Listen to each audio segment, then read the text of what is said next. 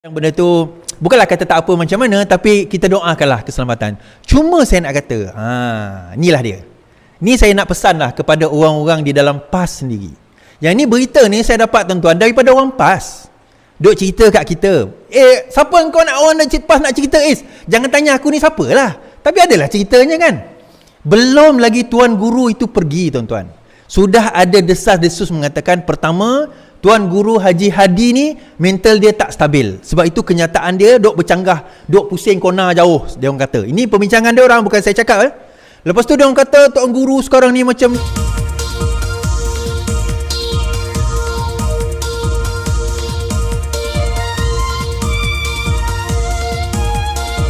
tekan butang subscribe, like dan aktifkan lonceng. kita on the ground lah.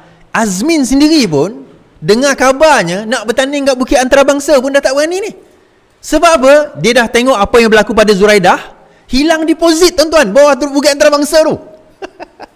Hilang deposit di bawah Bukit Antarabangsa. So bila hilang deposit di bawah di bawah Ampang, Dun Ampang, Parlimen Ampang, Parlimen Bukit Antarabangsa, Bukit Antarabangsa ni di bawah Parlimen Ampang. So kalau Ampang hilang deposit, dapat 4,000 lebih je Zuraidah daripada 100,000 pengundi, 4,000 je. Azmin macam mana? Bayangkan kalau dia hilang deposit dekat Bukit Antarabangsa tu, dia naik presiden tu. Naik presiden, boleh hilang deposit. Malu kawan. Malu dia. So, sebab itu dia announce hari tu, dia kata dia tak nak bertanding. Sekarang ini tiba-tiba mungkin akan bertanding pula. Cuma kerusi dia mungkin kena cari kerusi lain. Gombak hari tu ada peluang. Yalah, Gombak hari tu ada peluang. Dia ada dana. Kali ini dana dia tu berkurangan. Tadi tengoklah dalam TikTok kan, dia kata apa, telah mengorbankan 25 ekor lembu di Kelang. Saya tengok dia buat kat Kelang Kelang. Cakap kenapa dia buat kat Kelang? 25 ekor lembu tu dia bagi ke memang lembu memang dah ada dekat masjid tu? Dia tak cakap pula kan. Tapi tak apalah, dia nak take kredit terpulang pada dia. Mungkinlah lembu dia bawa dekat apa, dia lah bawa 25 ekor lembu. Doesn't matter lah. Poinnya, kenapa dia berani buat kat Kelang?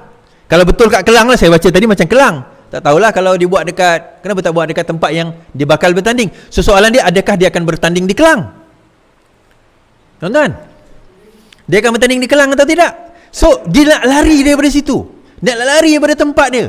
So dia nak create tempat baru pula. Tak sempat. Bak kata cerita Piramli, tak sempat, bala dah dekat. Cerita Madu 3 kan, Madu 3 kan. Masa tu Piramli lari kan, bini 3 orang kejar. Lepas tu masuk rumah pak motor dia. Tu dia tengok, Pak, tembelang dah pecah pak. Lepas tu pak motor dia lagi naik atas. Bapak nak pergi mana pak? Nak pergi semayang. Semayang apa? Asar dah habis. Semayang tolak bala. Tak sempat pak, bala dah dekat. Bala dah dekat tuan-tuan. So akhirnya Azmin ni nak ke mana? Perancangan dia dahulu, perancangan dia nak jadi Perdana Menteri gagal. Perancangan dia nak jatuhkan Anwar Ibrahim dan Kak Wan gagal.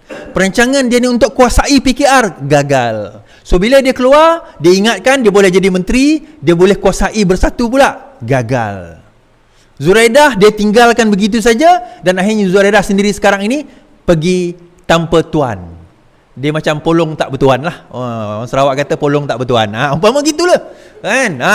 Kan? Polong tak bertuan tu. Jadi kalau kami kecil-kecil dulu, ni jenis cerita kami kecil-kecil lah. Kalau nampak polong terbang kan, kami kalau nak bunuh polong tu kena cakap, "Oi, polong tak bertuan." Lepas tu isap jari. Itu orang kampung kata lah. Masa tu kecil-kecil lagi kan. Polong tak bertuan. Itu polong tak bertuan lah. Apa tuan dia sekarang masuk PBM, kena pecat. So sekarang nak akhirnya ke mana? Tuan-tuan, kan? Saya masih ada di sini. Alhamdulillah. Geng-geng tu lah yang dulu nak pergi gantung saya, nak pergi pecat saya. Alhamdulillah saya masih ada di sini. Alhamdulillah saya masih ada di sini. Satu lagi tuan-tuan, kita nak bagi tahu. Sekarang ini Pakatan Harapan, Barisan Nasional, kami sudah bergabung.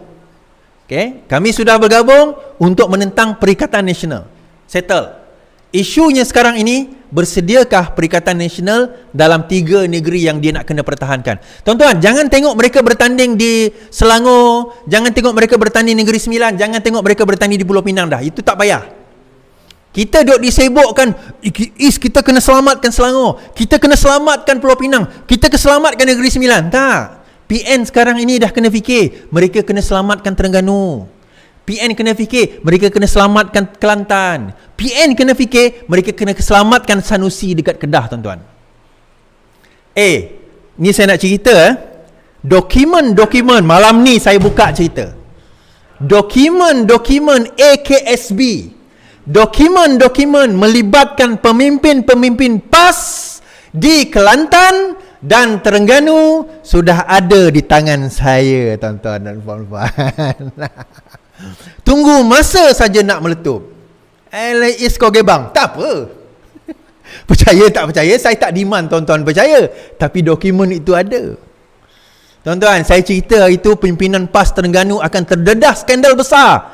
Dengar cerita saya itu. Tanah bernilai 30 juta jual dekat bini 500,000. Pom, terdedah, tuan-tuan. AKSB ada lagi cerita. Saya bagi hint sikit je, tuan-tuan.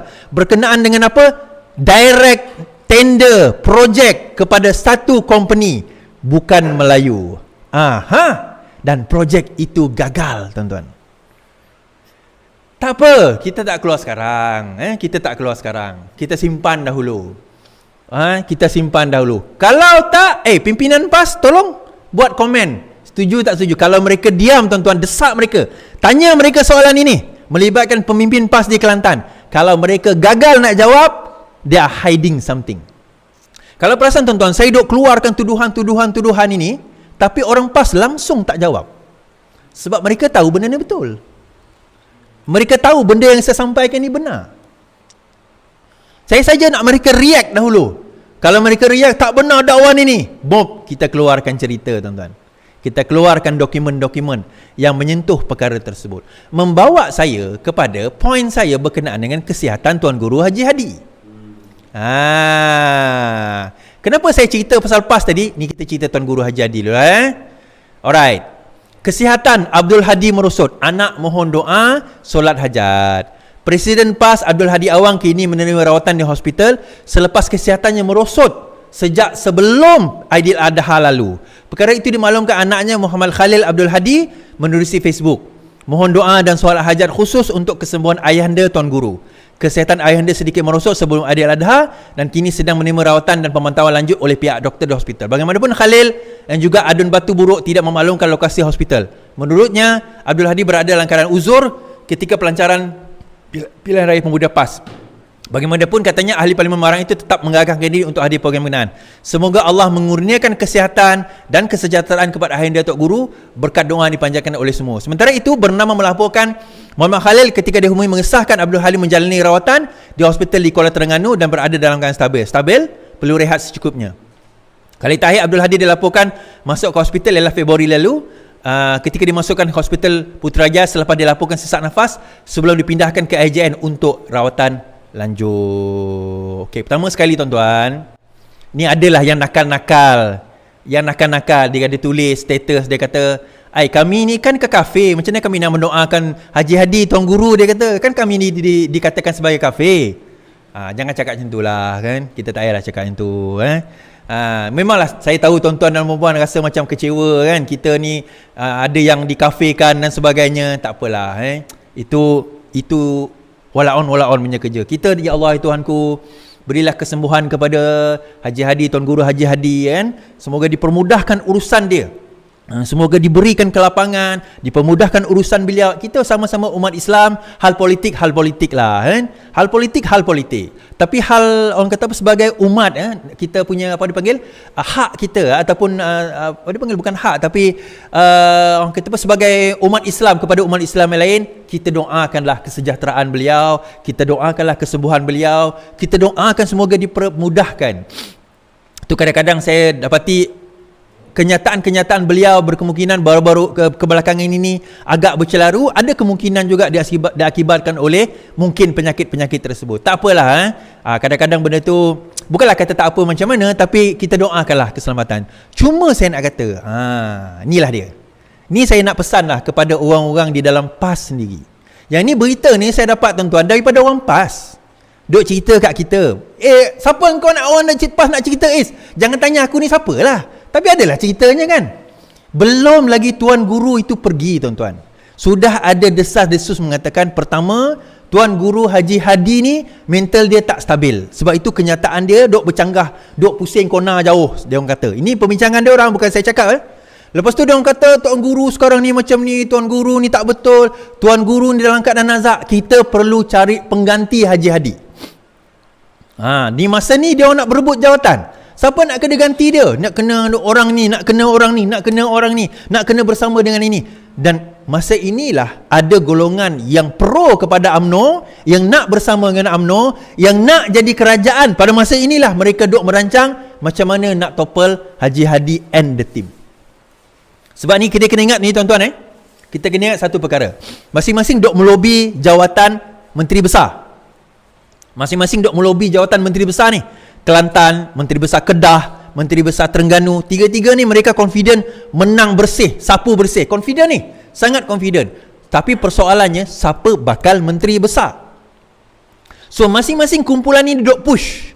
Mereka akan jadi menteri besar. Kumpulan Nik Amar dekat Kelantan duk push. Dalam masa yang sama Nasaruddin Daud duk push. Dalam masa sama grup yang pro UMNO pun duk push. Kerana apa dia kata? Di Kelantan, di PAS ini sepatutnya bergabung dengan UMNO untuk membentuk kerajaan bersama dengan kerajaan perpaduan. Bukannya kita duduk di dalam pembangkang. Yang buat keputusan untuk bersama dengan pembangkang pada waktu itu adalah Muhyiddin Yassin. Beliau yang telah menipu, bukanlah menipu, betul-betul menipu, tapi memberikan misrepresented. Tuan Guru Haji Hadi mengatakan cukup jumlah. Cukup jumlah dia kata. That's why Haji Hadi kata cukup jumlah. Bukan salah Haji Hadi. Salahnya pada orang yang bagi info pada dia. Siapa? Muhyiddin Yassin lah. So sekarang ini mereka sekarang ni dia kata kita dah dapat maklumat yang salah. We have to replace, kita kena ganti kepimpinan ini. Kita kena bawa kerajaan Kelantan, Terengganu, Kedah bersama dengan kerajaan Badani. Ada satu kumpulan. Ada satu kumpulan lain kata tak, kita kena lawan. Tapi kumpulan tu sedikit. Isu dia, duit mana ada bang? Kita nak tanggung 3 negeri. Kita nak bertanding 3 negeri. Belum campur 3 negeri. 247 dun mereka kena bertanding. Majoriti PAS bahkan bertanding. Majoriti PAS bertanding. Duit nak dapat kat mana? Oh, kami tak risau pasal duit. Kami akan berjuang. Yelah. Dia akan kembali cerita PAS tahun 2013 ke bawah dahulu. Di mana PAS dalam keadaan dia tak ada dana yang cukup. Jangan cerita Selangor baru lah, jangan cerita nak tawan Negeri Sembilan, jangan cerita nak tawan PKR. Tuan-tuan, Kelantan, Terengganu dan juga apa orang kata Kedah tu sendiri belum tentu selamat. So pertikaian ini saya kata sudahlah. Cukup-cukuplah kan. Ni saya sebut ni cukup-cukuplah. Haji Hadi ada kat situ lagi, jangan gaduh. Kan? Jangan gaduh. Ni ikhlas daripada Iswardi Murni. Saya cakap dah lah, cukup, jangan gaduh. Kan? Kalau nak tukar pun, ini pesanan saya lah, tukar dengan cara baik lah. Haji Hadi, Tuan Guru ni tengah sakit. Tak payah gaduh lah bab-bab ni. Tolonglah. Okay? Bukan saya nak minta tolong, bukan apa. Kita ada satu sifat manusia kita. Orang tu tengah sakit. Dalam masa sama, dia ni, kumpulan ni duk berebut.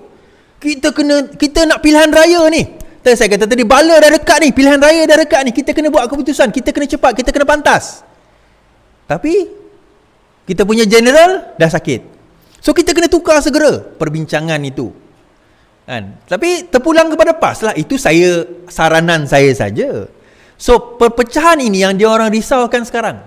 Kerana perpecahan ini yang sekarang ini bakal melemahkan. Kita kata bakal melemahkan siapa tuan-tuan? Bakal melemahkan PAS itu sendiri dalam persediaan menghadapi pilihan raya yang akan berlangsung tidak lama lagi. Kan? Yang akan berlangsung tidak lama lagi, benda itu akan melemahkan PAS sendiri sebenarnya. Yang rugi PAS. Alah kau seronoklah PAS rugi. Bukan. Iyalah kita seronoklah PAS rugi. Tapi dalam masa sama, saya sebagai seorang Islam, seorang manusia, kita doa sepatutnya buat yang terbaik untuk Haji Hadi ni. Jangan risaukan dia lagi. Kan? Tapi orang kata kalau macam tu kau memang nak PAS kalah. Yalah memang aku nak PAS kalah. Tapi dalam masa sama, kau jangan gaduh lah. Relax dulu. Kan? Relax dulu. Tak ada mana ada gaduh? Mana kau tahu? Dah pemimpin kami kata tak gaduh pun. Takkan pemimpin kau nak ceritakan kau siapa? Kan? Kau siapa ni nak cerita? Habis kau siapa dia nak cerita?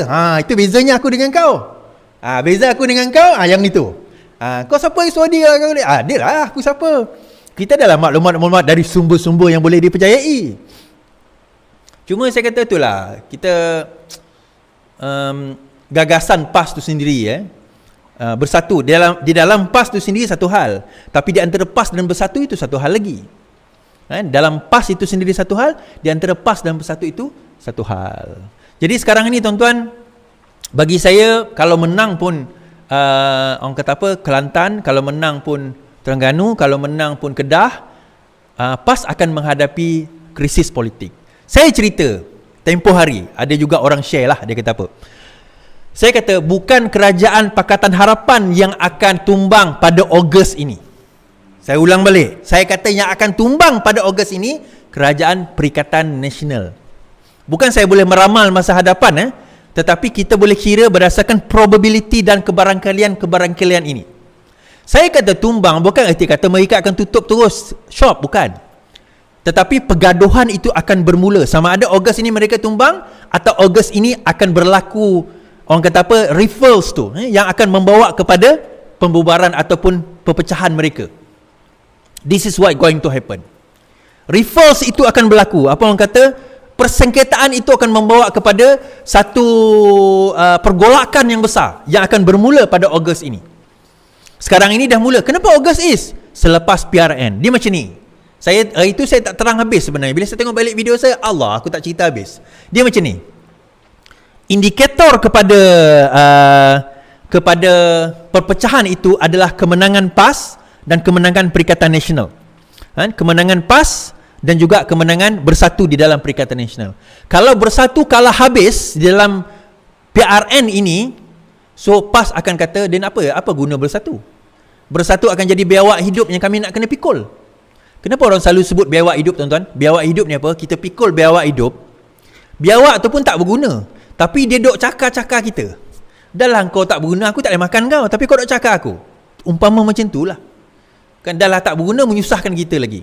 So PAS akan kata begitu. Itu yang pertama. Yang kedua, kalau sekiranya PAS tu sendiri mungkin menang, tapi menang tak besar.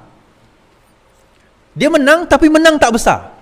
Dia akan ada permasalahan kepada kepimpinan dalam PAS tu sendiri, terutama Tuan Guru Haji Hadi. Tadi kau kata tak nak sebut Haji Hadi, tak kena sebut lah, dia presiden kan. Tu saya kata tadi, sekarang ini orang dok push. Tengok, betul tak kata aku, betul tak kata kami, sepatutnya kena tukar presiden. Itu akan jadi bahan, itu akan jadi modal untuk orang nak kenakan kepimpinan PAS yang ada sekarang ini. Faham? Jadi balik kepada cerita kita tadi, tuan-tuan. So bagaimana kedudukan? Ada orang tanya lagi. Allah, tanya lagi. Bagaimana kedudukan kita? Kedudukan kita, alhamdulillah, so far dapatan kita Selangor, Negeri Sembilan, Penang, insya-Allah okey. Gelombang hijau tu, itu jadi tulis gelombang hijau tu bermaksud Islamifobia. So macam apa hal ni, yang sebut gelombang hijau tu dia orang. Kenapa pula Islami? Okey, tak apalah. 3 ni selamat, insya-Allah. Insya-Allah kalau ikut kiraan selamat. Kedah dia duduk macam ni. Terengganu dia macam ni, tuan-tuan. Bukan Babai Anwar, bukan. Dia tak stabil. Kenapa Terengganu tak stabil? Sekarang ini isunya adalah pada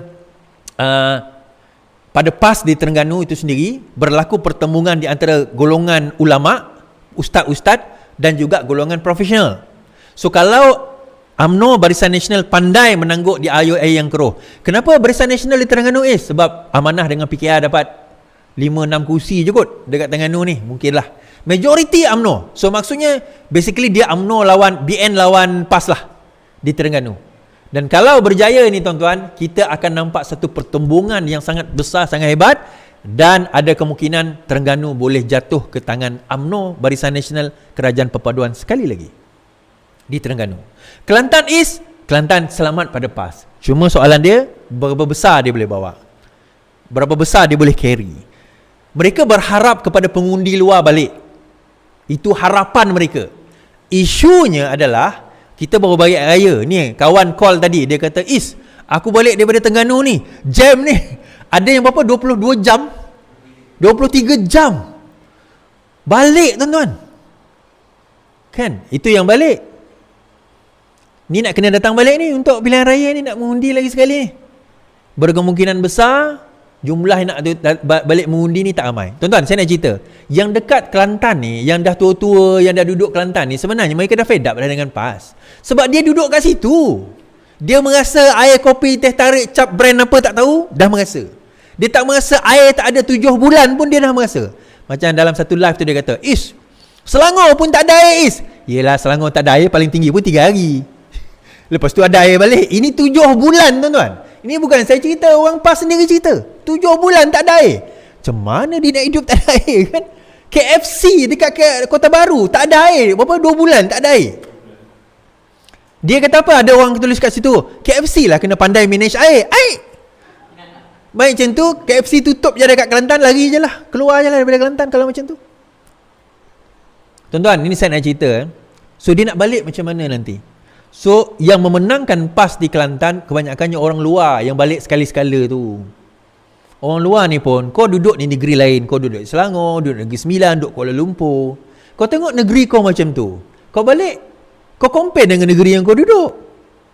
Duduk Shah Alam, kan? Duduk Kelang, kan? Tapi balik ke negeri kau undi untuk apa? Untuk menyusahkan penduduk di negeri kau sendiri. Dan orang di Kelantan pula dah lah. Tuan-tuan, saya dah cakap benda ni banyak kali. 13,164 2.5k, saya tak tahu dekat Twitter berapa. Malam ni kita ada 16,000 nonton kita live. Saya kata kita pilihan raya ni mengundi pemimpin, mengundi parti politik. Kita bukan mengundi agama, tuan-tuan. Kita bukan mengundi agama, kita bukan pilih agama. Kita pilih parti politik. Pilih DAP tak kafir, pilih PKR tak sesat, pilih UMNO tak masuk neraka, tuan-tuan. Faham itu saja. Kita memilih orang yang nak perintah kita 5 tahun. Pilih PAS tak masuk syurga, tuan-tuan. Yang menentukan syurga neraka kita adalah pada ahsanul amalan. Pada amalan kita. Pada amalan yang baik kita, itu yang menentukan syurga neraka. Bukan undi kita tu nanti menentukan syurga neraka kita. Kalau pengundi kita undi calon tu tak buat kerja, calon tu rasuah, calon tu songlap, yang masuk, yang berdosa dia, bukan kita yang mengundi dia. Betul? Dia yang buat benda tu, takkan terbalik kat kita pula. Apa kena-mengena dengan kita? Kita undi berdasarkan manifesto yang dia bagi. So tahun seterusnya jangan undi dia lagi. Tuan-tuan, saya nak cerita kepada adik kakak yang nak balik mengundi dekat Kelantan, Terengganu, especially Kedah, Kelantan, Kedah dan Kelantan. Tuan-tuan, puan-puan tak kesian ke mak ayah kat kampung tu tak ada air? Kamu undi orang yang tak bagi air kat mak ayah, nenek, pakcik kamu. Kamu tak kesian ke kat orang? Kamu bolehlah lepas undi balik Shah Alam, kamu balik Kelang, kamu balik kat Kuala Lumpur, kamu balik Ampang, dekat situ mewah. Tapi nenek, pakcik, ayah, kakak yang kamu ni duduk dekat Kelantan tu yang duk suffer sekarang ni. Dia orang tak cakap. Of course dia orang tak cakap. Dia orang memang tak cakap.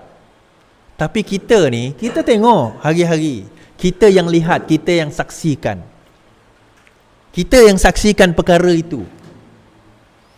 Kita tahu, tanya. Air ada ke tak? Berapa hari kerap air tak ada?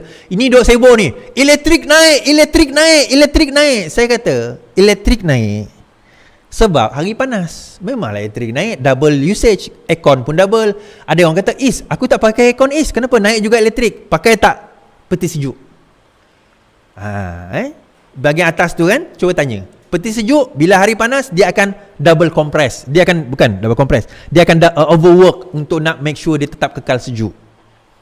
So benda tu akan of course increase. Tak percaya, compare elektrik tonton nanti, tunggu dalam 4 bulan lagi. Sekarang ni bulan apa? 7, 8, 9, 10. Bulan 11, bulan 12 cuba compare. Naik ke turun? Kalau naik juga, itu maksudnya masalah pada meter lah. 99% tidak naik. Yang naik bila bil anda 700 ke atas saja. Melainkan kalau bil anda 700 ke atas, anda tak risau tambah bayar setakat 2-30 ringgit tu. 100-200 ringgit pun anda tak risau. Dah biasa bayar bil pun 700-800. Tapi kalau bil 200 tiba-tiba duk bising elektrik naik, tunjuk kat saya. Pergi kat TNB.